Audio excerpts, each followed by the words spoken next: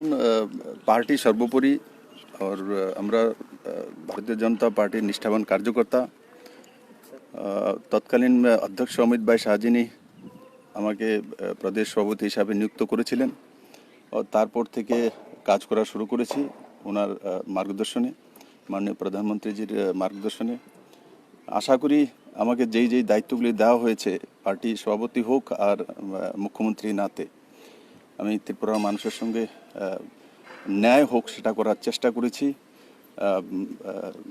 এবং ত্রিপুরার overall development হোক মানুষ শান্তিতে থাকুক আর কমিউনিস্ট থেকে মুক্তি পেয়ে মানুষ একটা নতুন দিশায় চলতে চাইছিল তো সেই দিশাতে আমাকে যেভাবে মার্গদর্শন করা হয়েছে মাননীয় প্রধানমন্ত্রীর দ্বারা আমি কাজ করেছি এখন পার্টি চাইছে সামনে 23-এ ইলেকশন আছে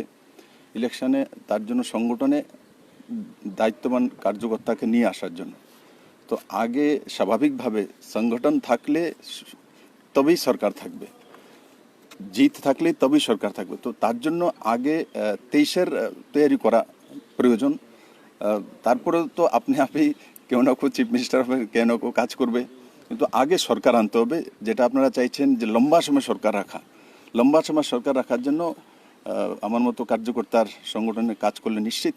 সংগঠন লাভান্বিত হবে স্যার আপনার কথা কোথাও কি একটু আবেগপ্রবণ মনে হচ্ছে কোথাও কি একটু মনে এরকম কষ্ট বা অভিমান হচ্ছে নেই অভিমান আপনার এত প্রশংসা কেন্দ্রীয় নেতৃত্বের কাছে প্রধানমন্ত্রীজির কাছে আজকে হঠাৎ এরকম কোথাও কি মনে হচ্ছে দেখুন প্রত্যেক কাজের একটা শৈলী থাকে তার একটা সময়সীমা থাকে তার মধ্যে আমরা কাজ করি আমাদেরকে যেখানে ফিট করা হয় মুখ্যমন্ত্রী হোক আর পৃষ্ঠপোষক বানিয়ে দেব বিপ্লব সব জায়গায় ফিট ধন্যবাদ